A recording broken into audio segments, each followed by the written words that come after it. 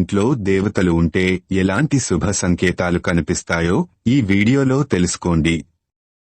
ముందుగా ఈ వీడియోకి ఒక లైక్ కొట్టి ప్రతి ఒక్కరూ జై శ్రీరామ్ అని కామెంట్ చేయండి. చాలామంది ఇళ్లలో అకస్మాత్తుగా మంచి సువాసనలు వస్తుంటాయి.